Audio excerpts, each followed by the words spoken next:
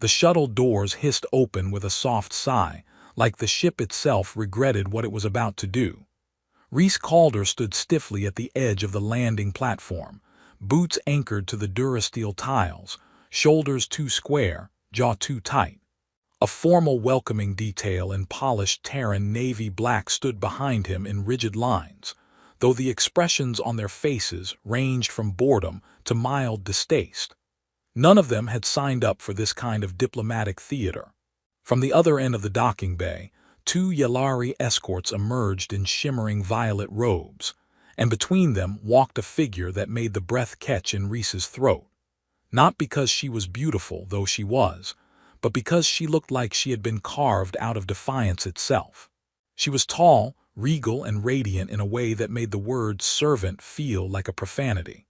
Long golden hair braided into a crown shimmered under the station lights, and her skin was the color of polished ivory, almost glowing.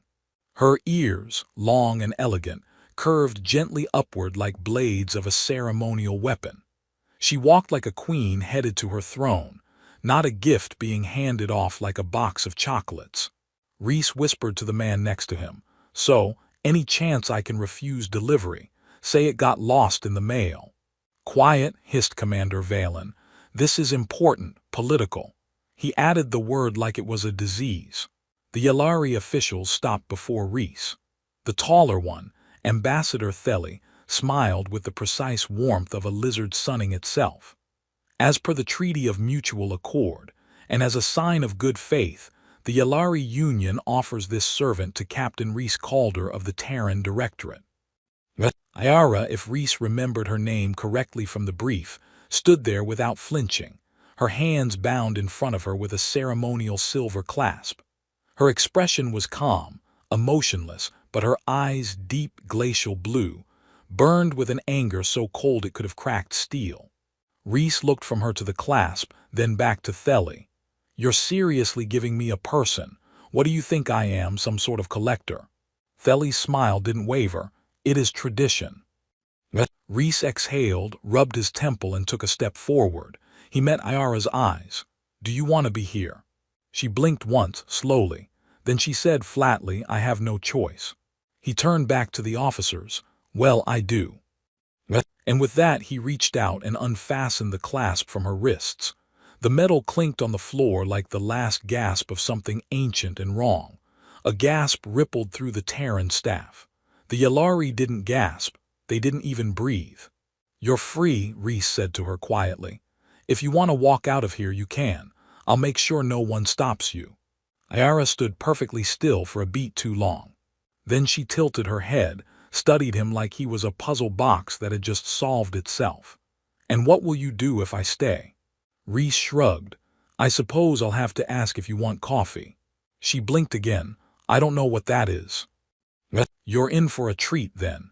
He looked to the stunned Yalari. "You can go. I'll take responsibility." Theli inclined his head slightly, hiding irritation beneath formality.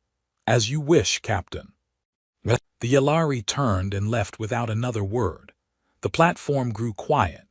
Later, in Reese's quarters, Ayara stood stiffly just inside the door while Reese rummaged through drawers for a second mug. "I've got 2 types of coffee," he said. "Engine sludge or motor oil, your pick." She arched a golden brow. "Are these poisonous to humans?" "Only on Mondays, but it builds character." He offered her a chipped mug. She took it delicately as if it might bite. Reese sat across from her and leaned back, watching her like he was still waiting for her to bolt. She sipped. Her expression didn't change. "Well, tastes like ground despair and boiling regret." Reese grinned. "So you do have a sense of humor." Her eyes flicked to his. "You think that was a joke? Now I'm scared." She set the mug down and looked around the room. "You live like a man who has never had to impress anyone." Reese looked around at the scattered books, mismatched furniture, and the synth lizard sun lamp warming the corner. Why impress when you can confuse? For the first time, something near the edge of her mouth twitched. It might have been the ghost of a smile. Or a facial muscle spasm from the coffee. The next few days unfolded with careful detachment. Ayara neither left nor accepted the role forced upon her. She refused to clean, cook, or obey. She also refused to leave. Instead, she sat in quiet corners, reading his books without asking, studying his language modules, correcting his Yalari pronunciation with devastating efficiency. "I said Virelli," Reese insisted during one lesson. "You said Virili," she corrected, not looking up from the screen. "You just called me a fish." He threw up his hands. "Maybe I'm just hungry." "Then eat the dictionary. It's closer to edible than your cooking." By the end of the week, Reese was both annoyed and fascinated. He had expected either open rebellion or silence. What he got instead was companionship shaped like a duel.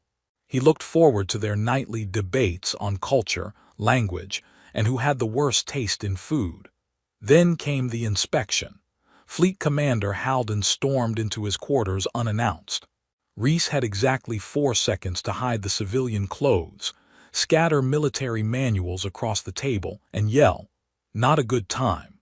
Too late, Halden's gaze swept the room like a targeting laser. "Captain Calder, is your diplomatic acquisition present?" Ayara stepped into view behind Reese, now wearing one of his spare jackets like a robe. She gave Halden a look so cold it could freeze a sun. "She's not my acquisition," Reese said evenly. Halden narrowed his eyes. "Then what is she?" Ayara spoke before Reese could. "A very bad idea for anyone trying to own me." Halden stared, then laughed like he didn't quite believe it. "Your funeral, Captain." As he left, Ayara muttered, "He smells like old aggression and starch." Reese chuckled. "That's the cologne. Fear and bureaucracy comes in spray form."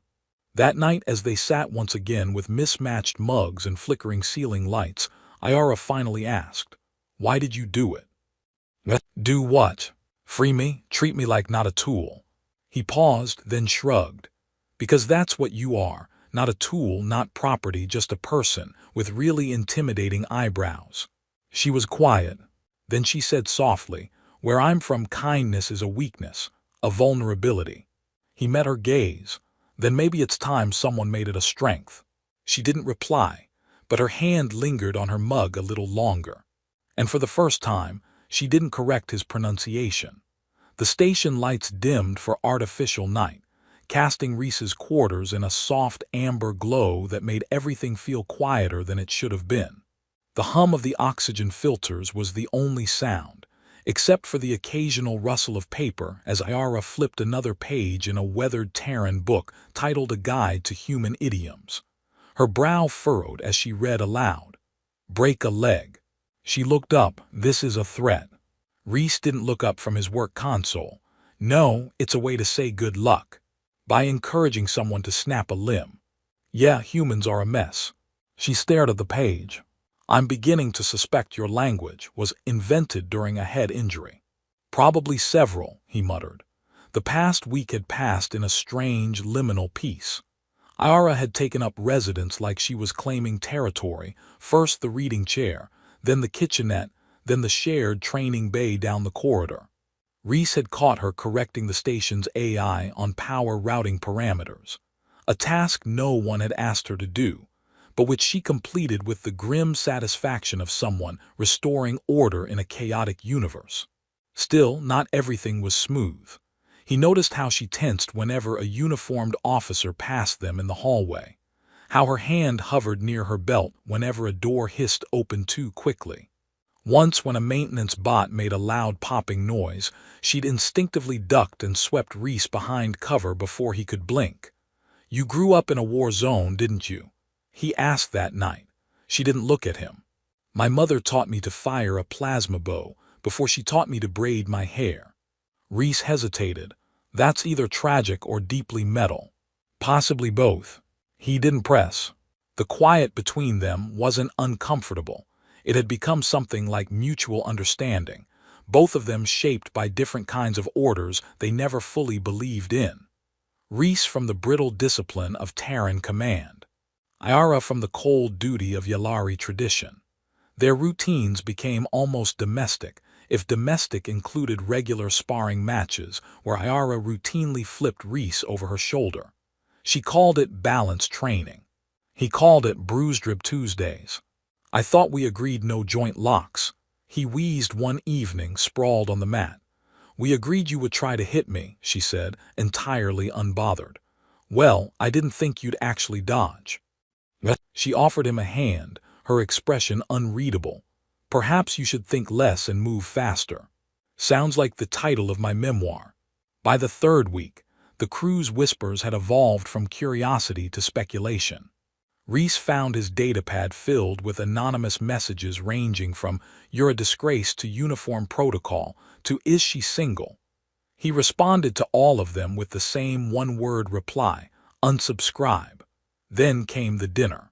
Reese, against his better judgment and all advice from his digestive tract, decided to cook. "I've been reading about Yalari cuisine," he said proudly, as he dumped a handful of spice pellets into the simmering stew. Ayara eyed the bubbling pot with something between amusement and horror. "Those aren't culinary ingredients. They're used in ceremonial fire pits to summon ancestral visions." "Well, that explains the color." He poked the stew. It hissed at him, "Is it supposed to do that?" "No."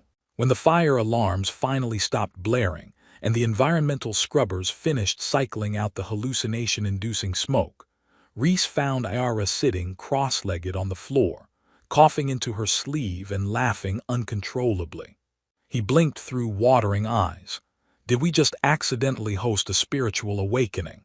She grinned, teeth gleaming. "My grandmother appeared to me in the fumes. She said you're an idiot. I like her already." After that, something shifted. Ayara began leaving small things on his desk. An intricately folded data crystal with ancient Yalari war songs, a piece of ceremonial thread from her home province, a packet of real spices. Not the kind that tried to set fire to your lungs. Reese, in turn, shared his ancient music collection, including something called jazz, which Ayara described as organized rebellion with instruments. "I didn't think humans could produce something this chaotic and intentional at the same time," she said one night, lying on the floor with a data reader balanced on her stomach. "That's basically our entire species," Reese replied. And then the rumors reached command. He was summoned without warning to a strategic review meeting, a dull affair usually, but today the room was buzzing with thinly veiled tension. Admiral Carrick sat at the head, her expression sharper than usual. "Captain Calder," she said without preamble, "you've been the subject of several reports. Let me guess, excellent hygiene and unparalleled charm. Unprofessional conduct regarding your assigned diplomatic subject. That." She leaned forward. "You are undermining a fragile treaty with your behavior. By treating someone with decency, you were given a symbol of peace. You're turning her into a scandal." He stood straighter. "If peace requires dehumanization, maybe it's not peace." The silence that followed was thick enough to bottle. "You've been reassigned to low-priority logistics detail. Effective immediately." Reese didn't flinch. "Fine, send me to the frozen moons of Cernek Prime, but I'm not apologizing for not owning someone." Carrick's lip twitched. "You may regret that stance." "I've regretted worse, like that stew." When he returned to his quarters, Ayara was waiting. "You've been reassigned," she said, holding up the datapad already displaying the orders. "They're removing you from diplomatic service." He dropped into a chair. "How'd you know before I did?" "I rewired the security network." He blinked. "Remind me to never upset you." She sat across from him. "You stood up for me." "I stood up for what's right." She considered that. "You're remarkably stubborn for a man who loses every sparring match." "I let you win." "You lie poorly." He grinned despite himself. "We make a good team." "Perhaps," she said, then added almost softly, "but the next time you cook, I choose the ingredients." "Deal, just no more ancestral visions." She didn't smile this time, but her eyes softened. "Only if you promise not to get reassigned to Cernek Prime. I hear the snow has attitude." Reese raised his mug. "To terrible coffee and worse decisions." She clinked hers against his. "To humans, the galaxy's favorite complication." The shuttle to Outpost K9 stank of recycled air, burnt metal, and bitter resentment, most of it coming from Reese himself. He sat wedged between two crates marked biological, do not open, and an overly enthusiastic engineer who wouldn't stop talking about fusion core recalibration. They say the reactor here hums in F-sharp when it overheats, the engineer said cheerfully. You ever hear a reactor sing, Captain? I once dated a soprano from I.O., Reese muttered. Same pitch, more hair. Ayara, seated across from him, raised a single brow.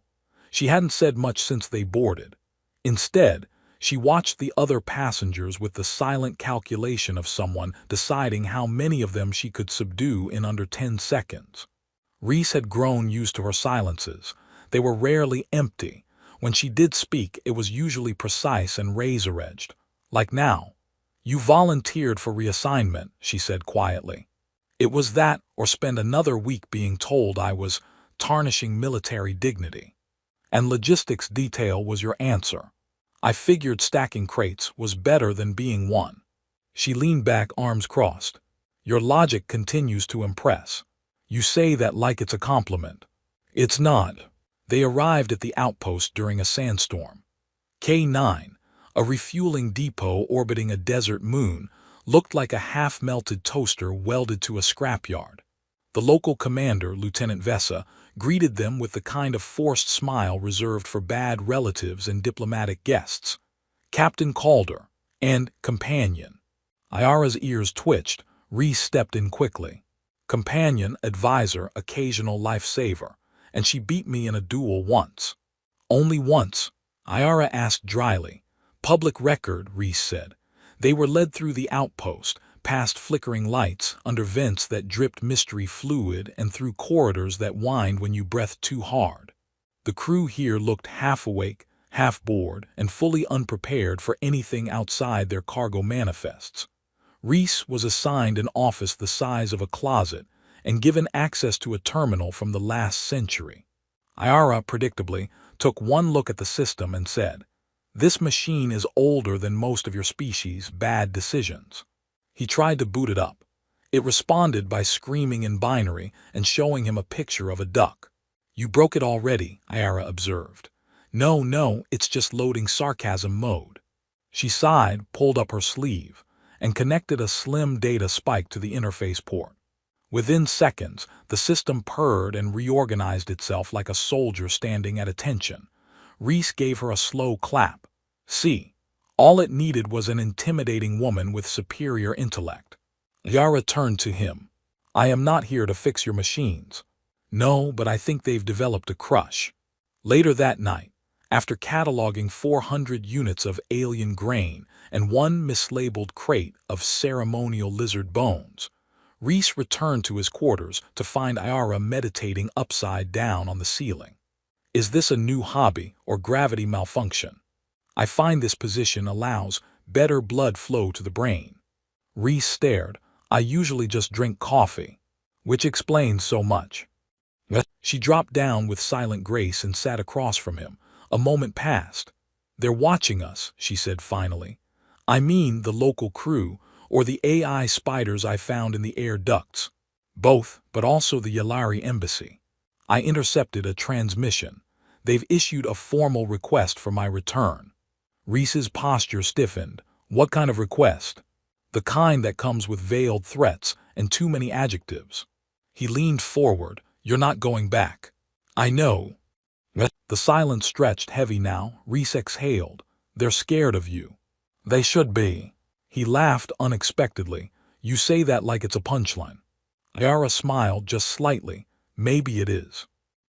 The next day, Reese received a message from an old academy friend, encrypted and routed through 6 different systems. RHYS. They know you're hiding her. Someone's coming. Get ahead of it. JAX.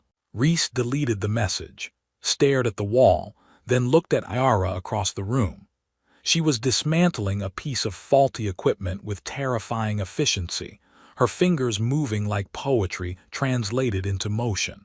You ever think we should have just run? He asked. She didn't look up. I did, every day for the first 2 weeks. And now? She glanced at him. Now, I want to see what happens when we stop running. That night, they took a walk through the outer ring of the station. Iara wore one of Reese's old jackets again. It hung off her frame like armor 2 sizes too big. They passed workers hauling fuel rods. She looked at him sideways. I followed one. Which was? Survive. He didn't press further. The comm ended the next morning. 3 diplomatic vessels docked without warning. Their transponders read YELARI state presence. Observe and intervene. The message was loud and pointed. Lieutenant Vesa burst into Reese's office. You brought them here. No, Reese said. They came because she's here. Yara stood behind him, silent. Vesa hissed. They're demanding she be remanded into custody. They used the word return. She was never theirs to begin with. Captain, I'll handle it, Reese said. Yara placed a hand on his arm. No, we will. The meeting took place in the main hall, beneath the flickering banner of the Terran Directorate. The Yalari envoy entered like a storm dressed in silk, eyes sharp, robes sharper. Iara stepped forward, standing tall, not flinching. Her ears high, her gaze steady. I am not here to be returned, she said. The envoy sneered. You were a diplomatic offering. And I am now diplomatic feedback. You don't own me. Reese added. And if you try to take her, I'll make sure every station, every news net, every backwater colony hears what your treaties are really about. You'd start a war. No, Iara said, we'll end one. The envoy said nothing. Then without a word he turned and walked away. After they left, Reese turned to her. That was kind of amazing. Yara exhaled slowly. I'm tired of being a symbol. I want to be someone real. He nodded. Then let's start with that. And maybe a new coffee machine. Now that's revolution. Iara was calibrating the outpost's external sensors again. Reese knew this not because she'd told him, but because for the 3rd time that week, the station's AI had asked him in a low, worried voice whether it was allowed to feel fear. She had tapped into the security systems, rerouted power to shield arrays no one used, and reprogrammed the meteorological monitors to display Yalari poetry in binary every time it rained. On a desert moon. With no atmosphere. You know, Reese said, standing behind her with a cup of something only marginally resembling coffee, you've single-handedly increased this outpost's efficiency by 243%. Vesa's terrified you'll turn the station into a sentient empire and declare us all obsolete. Yara didn't look away from her work. Vesa is not entirely wrong. The AI wanted a name. I suggested Captain Caffeine. It liked it. You're naming the AI after me. No, after your addiction. Fair. He leaned against the doorframe, watching the graceful way her hands moved across the controls, like she was coaxing the machine into dancing instead of obeying. Her long ears twitched occasionally, but they didn't droop anymore, not like they used to. She looked stronger now, or maybe just freer. Reese sipped the coffee and immediately regretted it. I think the beans are trying to organize a rebellion. Then let me know before they unionize. They shared a quiet moment, one of the few that didn't feel borrowed. But the silence didn't last. An emergency alert flared across the interface. Unauthorized access, deep storage bay 4. Yara's fingers stilled. That's the diplomatic archive. Why would anyone? Because that's where the treaty logs are kept, Reese said, already moving. They ran through the dim corridors, dodging half-functional maintenance drones and one deeply confused janitor bot chasing a floating sandwich. At Bay 4, the security door had been pried open, cleanly and precisely. Inside, 2 figures in black reconnaissance suits were downloading data from the treaty core. Reese didn't think. He tackled the nearest one, sending them both crashing into a crate labeled Fragile. Contains disgraceful diplomacy. The second intruder turned, a plasma blade in hand, but Iara was faster. She ducked under the strike, twisted the attacker's arm, and brought them down with one calculated move that ended in a less than dignified thud. You know, Reese said, pinning his guy with a knee to the ribs, you could have let me have that moment. You were flailing, she said, heroically. Vesa arrived moments later with a security team, eyes wide. What in the stars happened here? Casual data theft, light treason, and a bit of recreational acrobatics, Reese answered. You know, logistics. They interrogated the intruders separately. Both refused to speak, but Ayara identified their dialect immediately. They're mercenaries from the Shadow Fold, she said. Yalari Black Ops. Denied by the state, funded in secret. Reese frowned. They're not here to reclaim you, they're here to destroy evidence. Ayara nodded. The treaty wasn't about peace, it was about control. My people offered servitude to avoid a full invasion. These logs could prove it. Reese ran a hand through his hair. So if we leak this, we collapse the narrative, she said. Expose the rot beneath the alliance.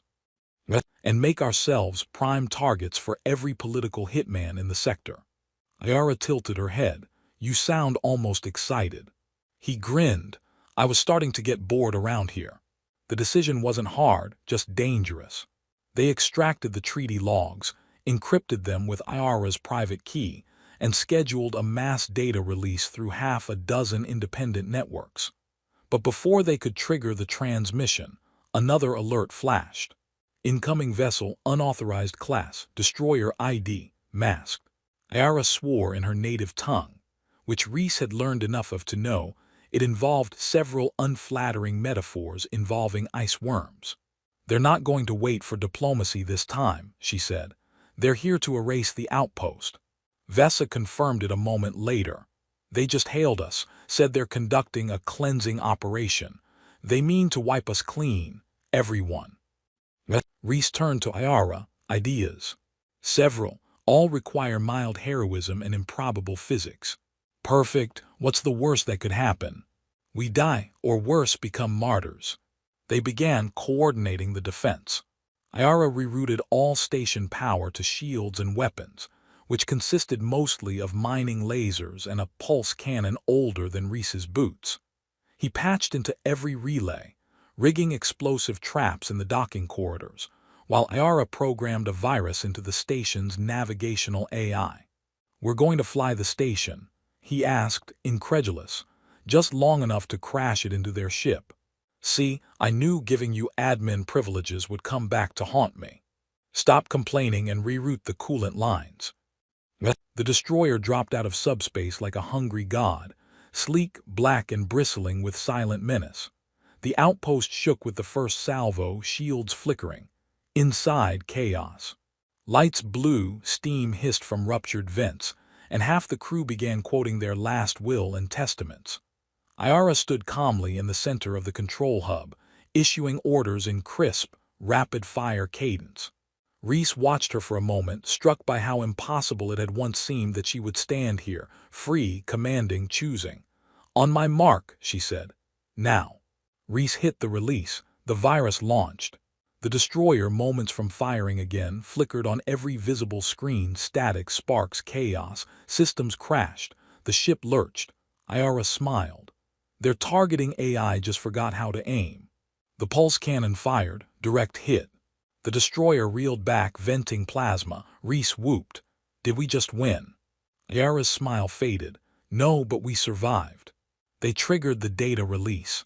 Every major network lit up with the treaty logs, recordings, statements, orders.